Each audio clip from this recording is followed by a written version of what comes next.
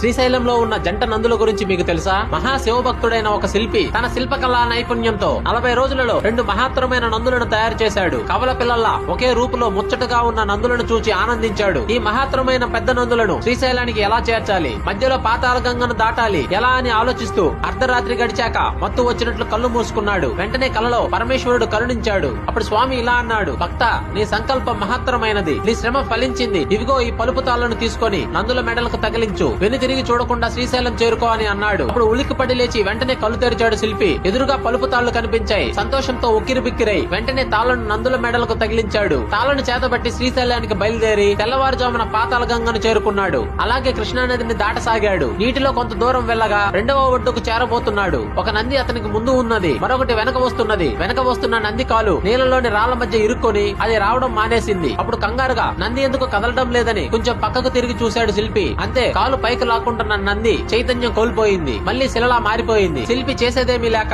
దానిని అక్కడే వదిలేసి ఒక నందితోనే శ్రీశైలం చేరాడు. ఇప్పుడు శ్రీశైలంలో ఉన్న నంది ఆ శిల్పి తయారు చేసిందేనని చెప్తారు. రాళ్ల మధ్య నుండి కాలు పైకి లాక్కుంటూ శిలగా మారిపోతున్న నంది ఉబ్బలి బసవన్న అని పిలువబడుతూ ఇటీవల కాలం వరకు భక్తులకు దర్శనమిచ్చేదట. శ్రీశైలం ప్రాజెక్టు వల్ల పాతాళ గంగలో మునిగిపోయిన నంది 700 అడుగుల లోతులో నీటిలో ఇప్పటికీ ఉందంట. హరహర మహాదేవ శంభో శంకర.